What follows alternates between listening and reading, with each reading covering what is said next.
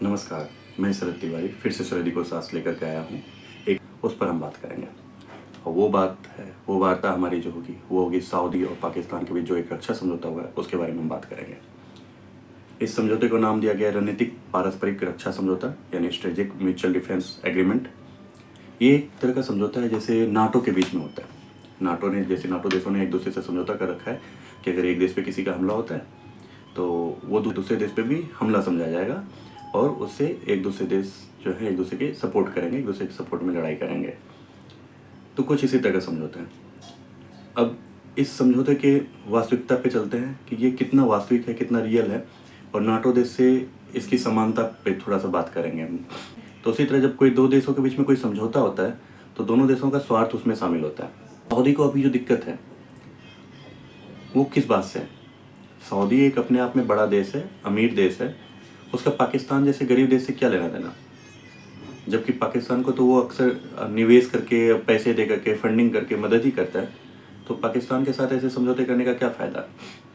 दूसरा, अगर आप देखें तो दोनों देशों के बीच की दूरी जो है लगभग करीब 2500 किलोमीटर की दूरी है और इसके बीच में अफ़गानिस्तान और ईरान पड़ता है और दोनों देशों के साथ पाकिस्तान की लड़ाई चलती है और इस बीच में ईरान जो है वो सऊदी का दुश्मन है, यानी सऊदी से लड़ाई ईरान की चलती रहती है। जो सबसे बड़ा तात्कालिक कारण नज़र आता है वो ये है कि इजराइल द्वारा कतर पे किया गया हमला।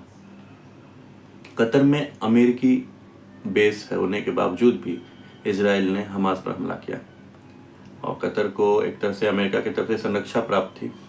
उसके बावजूद अमेरिका के रहते हुए अगर इजराइल ने हमला किया तो सऊदी को डर हो गया। पहला डर ये हुआ कि सऊदी भी इस तरह की मध्यस्थता करता है। सऊदी और कतर दो ही मिडिल ईस्ट के देश हैं जहाँ की मध्यस्थता होती है, तो सऊदी भी इस तरह की मध्यस्थता करता है। इजराइल ने खुद कहा है कि जो भी आतंकवादी हैं, जो उसके हमास के लीडर कहीं भी होंगे विश्व में, मैं वहाँ जाके हमला करूँगा। 9/11 के जैसे अमेरिका ने हमला किया था पाकिस्तान में आकर के 9/11 के बाद, तो मैं हमला करूँगा और इसी कारण से मैंने कतर पे हमला किया है। और दूसरा डर ये है कि इजराइल बहुत पहले से ग्रेटर इजराइल की बात करता रहा है। अब ग्रेटर इजराइल क्या है? ग्रेटर इजराइल को आप देखेंगे, नक्शे में देखने की कोशिश करेंगे तो इसमें ना ये पूर्व की बात है। इसमें फिलिस्तीन, लेबनान, जॉर्डन, सीरिया, इराक, मिस्र में नील नदी के आसपास का क्षेत्र और सऊदी के कुछ क्षेत्र और तुर्की के कुछ क्षेत्र शामिल लेकर ग्रेटर इजराइल बनाता है। तो सऊदी को डर है कि इजराइल हमास के साथ जारी युद्ध को धीरे धीरे काफ़ी लंबा कर चुका है और कभी लेबनान तो कभी सीरिया तो अभी कतर तक पे आगे बढ़ चुका है, जो कि उसके एरिया वाले में आते हैं। लेबनान, सीरिया सभी आते हैं और वो इस तरह से बढ़ते बढ़ते वो सऊदी तक भी पहुंचेगा। हालांकि अगर देखा जाए सऊदी का जो सैन्य जो बजट है, जो सैन्य क्षमता है, वो विश्व के 5-6 देशों में है। सैन्य उसका जो है विश्व के सिर्फ 5 देशों में इसका सैन्य बजट है। अपनी जीडीपी का 9% ये खर्च कर, उसके बावजूद भी इसे डर इस बात का है कि इजराइल ने अगर हमला किया तो अमेरिका उसे साथ नहीं देगा, जैसे कतर को उसने साथ नहीं दिया, तो उसे अपना दूसरा रास्ता अख्तियार करना पड़ेगा। तो अब बात ये होती है कि दूसरा रास्ता तो अमेरिका के विरोध में या कोई शक्तिशाली देश है तो किसी शक्तिशाली देश का सपोर्ट लेना चाहिए। मान लेता हूँ मिडिल ईस्ट से कोई देश नहीं आ सकता, इजराइल तो खुद ही हमलावर है तो इजराइल कभी नहीं मिल सकता, तो फिर भारत के साथ डिफेंस किया जा सकता था, चाइना के साथ डिफेंस किया जा सकता था। भारत किसी भी देश के युद्ध में शामिल नहीं होता। चाहे रसिया लड़ाई कर रहा हो यूक्रेन से तो भारत युद्ध को रुकवाना चाहता है, कहता है शांति से रहो, लड़ाई में शामिल नहीं होगा भारत कभी भी। इसी तरह चाइना को लेते हैं। चाइना भले ही अस्त्र शस्त्र दे दे, अपने कितने भी हथियार दे दे, आपको इक्विपमेंट देने के साथ साथ आपको पैसे भी दे दे, आपके रणनीतिक तौर पे या राजनीतिक तौर पे वो कितना भी हस्तक्षेप कर ले, लेकिन वो सिर्फ आर्थिक तौर पे ही आगे आएगा। वो भी जैसे भी आए, चाहे वो कर्ज दे करके जैसे भी आए, आर्थिक तौर पे मदद दे करके आ सकता है, वो लड़ाई में भाग नहीं ले सकता। कि अक्सर पाकिस्तान के जो सैनिक है वो भाड़े के रूप में सऊदी में ऐसे भी काम करते हैं, शुरुआत से ही काम करते रहे भाड़े के सैनिक के तौर पे। और सऊदी की अगर सैनिकों की संख्या की अगर बात आप करेंगे तो 4 लाख सक्रिय हैं सैनिक और सैनिक मिला करके, और 30-40 हज़ार के आसपास पाकिस्तानी भी सैनिक जो हैं वहाँ जाते रहते हैं। दूसरी बात ये है कि परमाणु शक्ति संपन्न देश इस एरिया में 2 और 3 ही हैं, जैसे चाइना, भारत और पाकिस्तान। भारत और चाइना तो सपोर्ट नहीं करेगा, पहले हमने उसे नकार दिया कि उसका उस तरह से युद्ध में शामिल वाली बात नहीं है, यानी इजराइल के खिलाफ सीधे जाकर के हमला कोई नहीं करेगा। भारत इजराइल अच्छे दोस्त हैं, तो वहाँ भी लड़ाई नहीं होगा। वो दोनों के बीच में सऊदी के साथ भी अच्छी दोस्ती है, सऊदी प्रिंस के साथ अच्छी, प्रिंस मोहम्मद बिन सलमान के साथ अच्छी दोस्ती है। दोनों भाई भाई के ब्रदर की तरह दिखते हैं, ब्रदर की तरह बात करते हैं। दोनों की जो आप अंडरस्टैंडिंग देखेंगे वो अलग तरह से दिखती है भारत और सऊदी के बीच में। तो आप देखेंगे कि भारत उस तरह से लड़ाई में शामिल नहीं होगा, जैसे कि फिलिस्तीन के साथ भी शामिल नहीं हुआ, यूक्रेन रशिया में कहीं शामिल नहीं होगा, चाइना भी शामिल नहीं होगा। तो पाकिस्तान ही बचता है जो इस तरह से आएगा, क्योंकि वो इजराइल का शुरुआत से विरोधी है। अब पाकिस्तान का एकमात्र पाकिस्तान का पासपोर्ट है जो कहता है कि भाई आप इजराइल नहीं जा सकते, कहीं भी चले, तो वो इजराइल का विरोधी है। हालांकि वो डरता भी है, वो अलग बात है, उस बात का कोई मतलब नहीं होता। दूसरा है कि वो कितना मदद कर सकता है, तो आर्थिक रूप से तो मदद नहीं कर सकता। हाँ, वो परमाणु का जो एक डर है कि परमाणु हमला होगा तो मेरा भी परमाणु हथियार है, सऊदी अभी परमाणु हथियार बना नहीं सकता, तो उसके पास एक अस्त्र में, मतलब उसके भंडार में, अस्त्र भंडार में एक परमाणु हथियार आ जाएगा इस समझौता से। एकमात्र यही समझ में आता है। चलिए कि दोनों की सीमा को देखते हैं, सीमा से समझने की कोशिश करते हैं, मैप से, तो उससे समझ में आएगा कि कितना वास्तविकता है इसमें। अब सऊदी की आप देखें जो सीमा है, वो मैंने बताया कि इस दोनों के बीच में अफगानिस्तान और ईरान पड़ता है, 2500 किलोमीटर की दूरी है। अब मान लो इजराइल और सऊदी की जो दूरी है वो 1300 किलोमीटर है, और सऊदी के पास जो भी हथियार है ना, उसमें अधिकतर टैंक हैं, जैसे 840 से अधिक टैंक है, नौसेना के जहाज सब मिला के 32 हैं, 64 टोटल युद्धपोत हैं, जैसे कि लड़ाकू विमान 283 हैं। उसमें से अधिकतर लड़ाकू विमान में आप देखेंगे कि अमेरिका के और चाइना के भी इन्होंने कुछ अभी लिया है, DF-21 मिसाइल सब भी लिया है चाइना से। और इसका जो सुरक्षा कवच है, जैसे कि भारत के पास S-400 है ना, वैसे इसके पास पैट्रियट और थार्ड है, तो इस तरह के इसने लिया है सऊदी ने। तो सऊदी के पास है कि अपने मिसाइल। अब आप इजराइल और ईरान से तुलना पहले करके देखेंगे तो आपको पता चलेगा कि इनके हथियार कितने, मतलब इजराइल के लिए घातक हैं या नहीं है। थार्ड और पैट्रियट तो इसलिए बनाएगा कि इजराइल का जो भी आएगा विमान या ड्रोन, उसको रोका जा सके।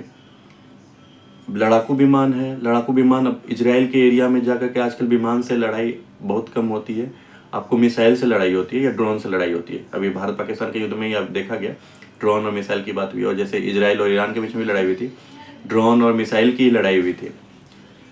तो उसमें एक बात निकल के आई थी, इजराइल ड्रोन को तो रोक सकता है, छोटे छोटे रॉकेट लॉन्चरों को रोक सकता है अपने आयरन डोम से, लेकिन मिसाइल की काट उसके पास थोड़ी सी कम है, क्योंकि 1-2 मिसाइल तेल अवीव में भी गिरा था ईरान का।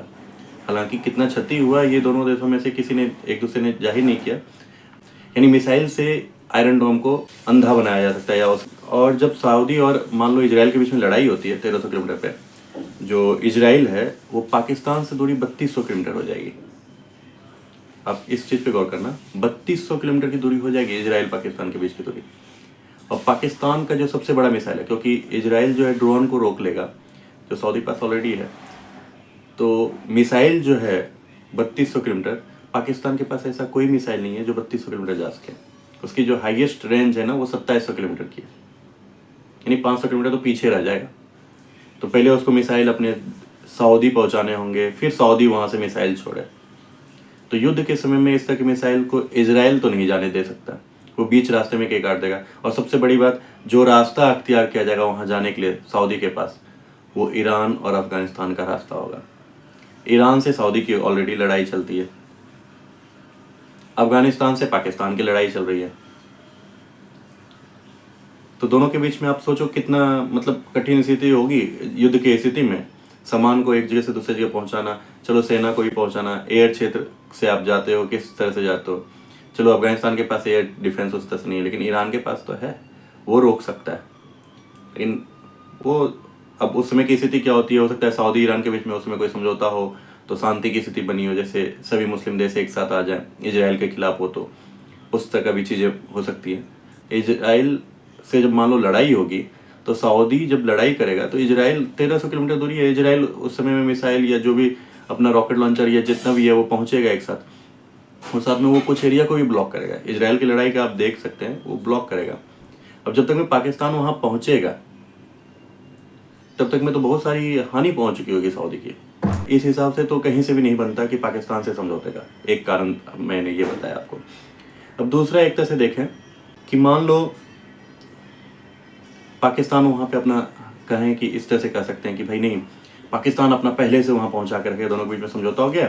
तो जैसे कि अमेरिका अपना बेस बना के रखता है, तो पाकिस्तान वहाँ पे कुछ अपने सैनिकों को बेस बना के रखेगा और अपने, क्योंकि खर्चा तो सऊदी दे ही देगा और सारी व्यवस्था वहाँ पे पहुँचा देगा। लेकिन आप सोचें, पाकिस्तान के पास 11.5 लाख सेना है, उसमें से 6 लाख सक्रिय सीमा पे हैं, करीब करीब 6 लाख सक्रिय सीमा पे हैं। और पाकिस्तान की जो स्थिति है ना, उसमें बलूचिस्तान के साथ इसके लगातार और अफ़गानिस्तान से लगातार लड़ाई चल रही है, और पाकिस्तान के टीटीपी जो है उसके साथ लगातार पाकिस्तान में मतलब उथल पुथल सा मचा हुआ है पाकिस्तान में। तो पाकिस्तान को अपने सेना को ना लगातार इन क्षेत्रों में लगाए रखना होता है। और अगर किसी कारण से भारत के साथ इस बीच में थोड़ी सी मतलब एग्रेशन सा आ गया दोनों के बीच में संबंध में, तो आप समझे उसको अपनी सेना को इधर से उधर करने में 11 लाख को इधर करना पड़ जाएगा। और उसी बीच में अगर इजराइल और उधर सऊदी की जो अभी जिस तरह से स्थिति चल रही है, तो वहाँ दिक्कत हो जाएगी। ये तब काम करेगा जब मानो कि एक पक्ष की लड़ाई चल रही हो तो कुछ सेना को भेज दिया। लेकिन पाकिस्तान शायद इस तरह का माहौल नहीं ले सकता कि भाई हम अपने बहुत सारे सेना को सऊदी में पहुँचा के रखते हैं। हालांकि उसे पैसे मिलेंगे, बहुत सारे पैसे मिलेंगे, लेकिन यहाँ फिर सेना की उनकी कमी हो जाएगी, तो वो बलूचिस्तान वाला फिर उसे नुकसान हो सकता है। अब देखते हैं कि नाटो के साथ क्या स्थिति है। नाटो का जो ज़मीन है ना, एक दूसरे से जो सारे सदस्य मेंबर देश हैं वो एक दूसरे से सटे हुए हैं, और उसकी जो अधिकतर लड़ाई जो है ना वो रसिया से लेकर के है। हालांकि वो किसी से भी लड़ते हैं, अमेरिका किसी से, एक अमेरिका को छोड़ करके सारे देश जो है ना उसकी सीमा एक दूसरे से सटी हुई है। पूर्वी किनारे से, रसिया के पूर्वी किनारे से मिलती है, सोच लें। तो वो रसिया के कारण वो लोग एक हुए हैं रसिया को काटने के लिए, कि रसिया उन पर आक्रमण न करे तो सारे देश एक साथ हैं। तो वो एक सीमा से दूसरी सीमा में जुड़े हुए हैं, यानी कि एक दूसरे के सपोर्ट में बहुत जल्दी आ सकते हैं। और उनकी सीमाओं के बीच की दूरी बहुत कम है। अगर पूरे यूरोप में जो किलोमीटर के हिसाब से देखेंगे ना, तो उनकी दूरी भी बहुत कम है। और रसिया से लड़ाई के बीच में उन्हें पूर्वी सीमा से एक साइड से जाना होगा, तो एक दूसरे के सपोर्ट में बहुत ही जल्दी पहुँच सकते हैं वो, और कहीं नहीं पहुँच। ये पाकिस्तान वाला स्थिति नहीं है वहाँ पे। और कहीं जाना होगा तो सेना को, अपने छोटे छोटे सेना को लेकर के जा सकते हैं। और काफ़ी दिनों से मिलकर के संयुक्त युद्धाभ्यास करते हुए एक संयुक्त सेना टाइप का ही बना रखा है नाटो ने, तो वो भी एक अलग मैटर है। लेकिन सेना को भी पहुंचाया जा सकता है उस बीच में। तो आप एक उस स्थिति को भी आप अलग तरीके से देखिए, तो उस तरह की भी स्थिति सऊदी और पाकिस्तान के बीच में नहीं बन पा रही, क्योंकि सऊदी के पास जो भी सेना है ना वो सऊदी में रहेगा, वो बाहर लड़ने के लिए नहीं आएगा। अब मान लेते हैं भारत के साथ पाकिस्तान की लड़ाई होती है, उस स्थिति को भी एक बार हम लोग सोच के देखते हैं। भारत और पाकिस्तान के बीच में लड़ाई होती है, तो क्या सऊदी भारत के खिलाफ लड़ने के लिए तैयार होगा और लड़ने के लिए आएगा? तो सऊदी और भारत के बीच में ना 2023-24 में करीब करीब 43 बिलियन डॉलर का व्यापार हुआ है, 43 बिलियन डॉलर का। और भारत जो है सऊदी का दूसरा बड़ा व्यापारिक साझेदार है, दूसरा बड़ा साझेदार है भारत। और सऊदी जो है भारत का 5वां बड़ा साझेदार है, व्यापारिक साझेदार है। अब सोचिए, इतनी बड़ी व्यापार को, इतनी बड़ी बाजार को अचानक से कोई भी देश लात नहीं मार सकता, क्योंकि आजकल आर्थिक है। और देखें आप ना, सऊदी के मोहम्मद बिन सलमान, उनकी जो सोच रही है ना वो एग्रेसिव नहीं, वो मॉडर्न सोच के रहे हुए हैं। इसी कारण से आप देखते हैं सऊदी में जो है तेल के इतर भी जो है उन्होंने अलग तरह के बिजनेस पे ध्यान देना शुरू किया है, अलग अलग बिजनेसों पे ध्यान दिया है उन्होंने, तेल के अलावा भी बिजनेस पे ध्यान दिया है। तो अलग अलग जगह पे निवेश करना, अलग अलग, मतलब कि तेल पर से निर्भरता अपनी कम कर रहे हैं सऊदी। तो आप उस हिसाब से देखें तो उनका आर्थिक फोकस है। और अगर लड़ाई में वो भारत के साथ लड़ाई में शामिल हो जाते हैं, और वैसे भी दुबई का रहा है कि उन अपनी सेना को वो इतनी दूर भेजेंगे नहीं, और इकोनॉमिक परिप्रेक्ष्य में ही मैं बता रहा हूँ कि वो यहाँ भेजेंगे नहीं, वो केवल मॉरल सपोर्ट देंगे। नहीं, एक निंदा सा हो जाएगा, नहीं लड़ाई हो रही है, नहीं हो सकता, यह हो सकता है निंदा भी ना करें, पाकिस्तान को सिर्फ इकोनॉमिक अभी सपोर्ट मिल जाए। अब क्या करते हैं, आगे निंदा भी हो सकती है। निंदा बोल देने से तो बहुत सारी निंदा होता है। यूएन में देखते हो आप, कभी भारत इजराइल के विपक्ष में भी बोल देता है, रसिया को भी बोल देता है, लेकिन अमेरिका के खिलाफ भी बोल देता है, लेकिन सब एक दूसरे से निंदा तक ही रहते हैं सीमित आगे। लेकिन बात जब होती है आर्थिक स्थिति की बात होती है, सब एक दूसरे से समझौता करते हैं और आगे बढ़ते हैं। अभी ईयू का ही देखें, समझौता करने के लिए सब है। अमेरिका ही देखिए, व्यापार समझौता पे ही टैरिफ का जो मामला है क्या है, व्यापार समझौता ही। वैसे देशों का भी अपना स्वार्थ होता है और वो स्वार्थ आर्थिक ही होता है। ताकत के रूप में जैसे नाटो वाला है, वहाँ नाटो का आर्थिक नहीं है, वहाँ है कि अपने आप को बचाना है। तो बचाना है तो वहाँ लड़ाई वाला, मतलब अपने आप को सुरक्षा वाला स्वार्थ है। तो वहाँ पे क्योंकि सीमाएं सटी हुई है। लेकिन सऊदी के साथ एक जो है ना, सऊदी को बस इकलौता एक सपोर्ट जो मिल रहा है पाकिस्तान से, वो है उसका परमाणु हथियार, और कोई भी सपोर्ट नहीं है। सऊदी जानता है कि तो भारत आर्थिक स्थिति से अपने आप को कमजोर अभी नहीं करना चाहेगा, तो उसी तरह सऊदी भी कमजोर नहीं करना चाहेगा। हाँ, एक पाकिस्तान है जो बीच में उछलता कूदता रहेगा। तो आप उसके साथ देखें तो ये कहीं से भी सही लगता नहीं है कि ये कहीं से सही साबित हो सके। तो ये समझौता सिर्फ और सिर्फ सऊदी ने अपने आप को बचाने के लिए किया। अब पाकिस्तान ने इसलिए किया कि पाकिस्तान को पैसे की ज़रूरत है, तो वो सऊदी उसमें निवेश नहीं करता। तो एक रक्षा समझौता का नाम दे करके, क्योंकि रक्षा समझौता के नाम पे ही सऊदी को परमाणु बम मिलेंगे। परमाणु बम का मिलेंगे नहीं मिलेंगे वो अलग बात है, लेकिन परमाणु बम का एक वो दिखा सकता है कि उसके पास परमाणु बम है। पाकिस्तान को सिर्फ और सिर्फ इसमें ये नहीं है कि सऊदी की तरफ से उसे सेना मिलेगी या उसके हथियार मिलेंगे, क्योंकि पाकिस्तान के पास ऑलरेडी चाइना के हथियार हैं और अमेरिका के भी हथियार हैं। अब सऊदी अपने हथियार देगा तो सऊदी कमज़ोर हो जाएगा, तो सऊदी अपने हथियार तो देगा नहीं। हालांकि वो निवेश लगातार बढ़ाया जा रहा है, एक दो हथियार हो सकता है कि भेज भी दे अपना, लेकिन वो जल्दी देगा नहीं अपने हथियार। वो सिर्फ और सिर्फ निवेश पे फोकस करेगा कि मैं तुम्हें निवेश देता हूँ, तुम मुझसे रक्षा समझौते करो, मैं तुम्हें निवेश दूंगा, मैं तुम्हें पैसे दूंगा, फंडिंग। और पाकिस्तान को सबसे ज़्यादा ज़रूरत पैसे की है, तो पैसे की बदौलत ही ये रक्षा समझौता हुआ है। तो आप इसे रक्षा समझौता ना करके, रक्षा का ये नाटो वाला एग्रीमेंट ना मान करके, इसे ये समझें कि सऊदी ने पैसे दे करके पाकिस्तान के परमाणु बम खरीदे, जो वो कभी भी हथियार के तौर पे इस्तेमाल कर सकता है।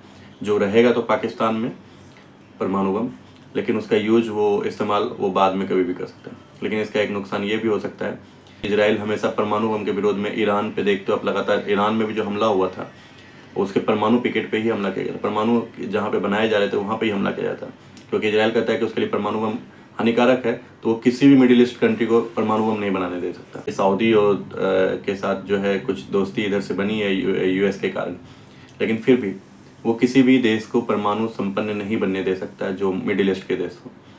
तो उन देशों को वो अपना खतरा समझता है, उस पर हमला करेगा।